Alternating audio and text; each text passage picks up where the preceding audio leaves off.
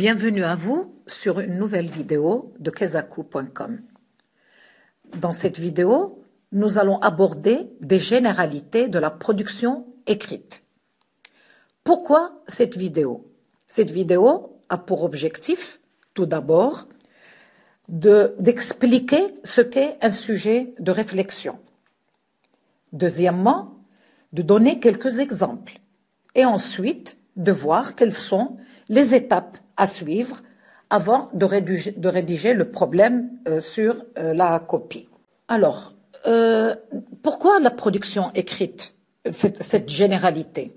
C'est tout simplement pour insister sur le fait que la production écrite est notée sur 10 points. Autrement dit, la moitié de la note de l'examen. 10 points pour la compréhension et 10 points pour la production écrite. Donc, il faut lui accorder toute l'importance qui lui est choix. Bien.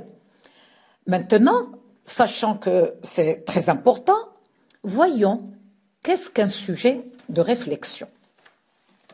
Un sujet de réflexion est un sujet dans lequel on vous demande d'exprimer votre opinion sur une question, un problème ou un sujet en relation avec l'actualité, avec votre vécu, ou bien un sujet abordé dans les thèmes des œuvres au programme. Bien. Maintenant, le sujet de réflexion, on va donner quelques exemples. Alors, voici quelques exemples. Premièrement, l'exemple que nous voyons maintenant, c'est l'éducation des enfants. Doit-elle être sévère ou laxiste? Exprimez votre point de vue soutenu d'arguments et d'exemples. Alors, en général, on vous donne toujours la question juste après, exprimez votre point de vue soutenu d'arguments et d'exemples. Et ça, exprimez votre point de vue, ça c'est la consigne. Et le sujet lui-même, c'est l'éducation des enfants. Est-ce qu'elle doit être sévère ou laxiste?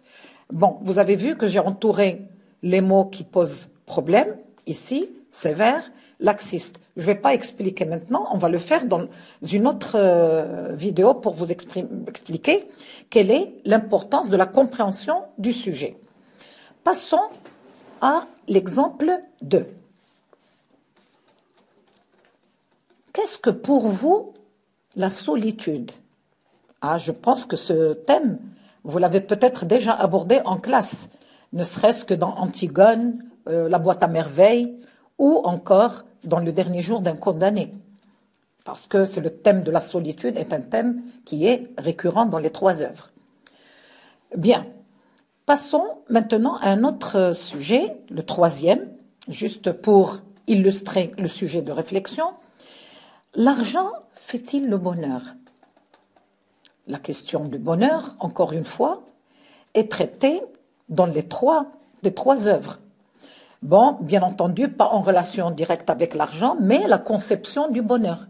Bien, donc nous verrons après comment on va traiter ce genre de sujet de réflexion.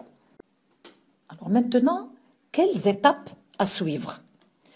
Alors, les étapes sont les suivantes. Tout d'abord, comprendre le sujet. Alors, pour la compréhension du sujet, il faut bien entendu séparer le sujet lui-même de la consigne pour voir sur quoi tourne le sujet, autour de quoi il s'articule.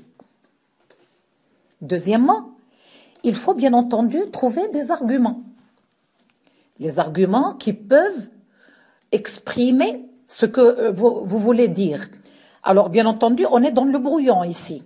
On n'est pas sur le propre. Troisièmement, on va voir pour chaque argument quel exemple pourrait l'illustrer et le concrétiser. Soit à partir de notre vie quotidienne, soit dans les œuvres elles-mêmes. Alors, donc, sachant que l'exemple, il concrétise l'argument. Donc, quatrièmement, construire un plan.